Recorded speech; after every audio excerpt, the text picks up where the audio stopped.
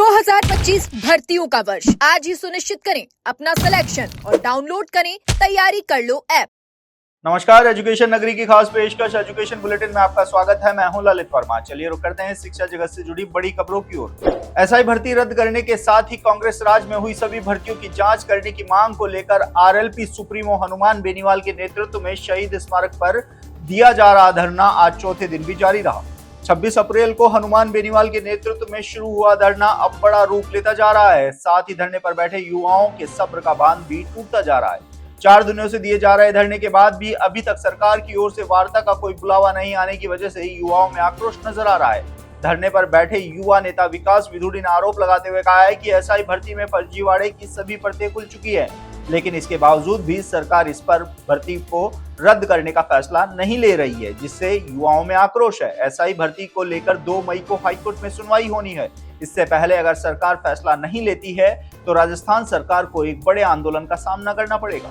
REET level 2 revise परिणाम जारी होने के बाद से ही चयनित शिक्षकों द्वारा 1260 पदों पर शैडो पोस्ट क्रिएट करने की मांग लगातार जोर पकड़ रही है।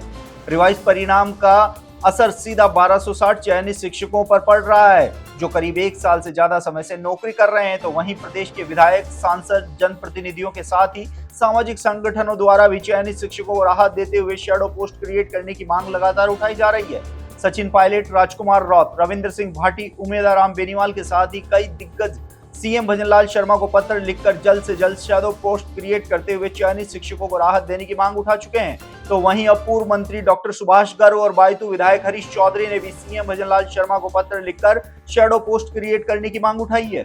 पशु परिचर भर्ती नॉर्मलाइजेशन के विवाद के बाद मामला हाईकोर्ट पहुंचा और हाईकोर्ट ने मामले पर सुनवाई करते हुए पशुपालन विभाग और कर्मचारी चयन बोर्ड से 2 सप्ताह में जवाब भी मांगा है। तो वहीं अब हाईकोर्ट के जवाब तलब करने के बाद भर्ती से जुड़े युवाओं को एक आस जगी है। गौरतलब है कि पशु परिचर भर्ती परीक्षा 6 पारियों में आयोजित हुई थी, लेकिन नॉर्मलाइजेशन के चलते 6ठी पारी के अभ्यर्थियों को परिणाम में सबसे ज्यादा नुकसान पहुंचने के आरोप लगे थे, जिसको लेकर 7 अप्रैल को कर्मचारी चयन बोर्ड पर युवाओं की ओर से एक बड़ा प्रदर्शन भी किया गया था। हालांकि पशु परिचर भर्ती के दस्तावेज सत्यापन कार्यक्रम शुरू हो चुके हैं, जो 15 मई तक चलने वाले हैं।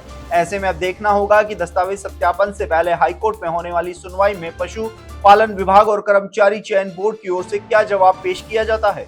भजनलाल सरकार ने सत्ता में आने के साथ ही महिला सशक्तिकरण को बढ़ावा देते हुए रीट लेवल 1 में महिलाओं को 50% आरक्षण देने का ऐलान किया था, जिसके बाद से ही प्रदेश के युवा बेरोजगार भजनलाल सरकार के इस फैसले के विरोध में नजर आए।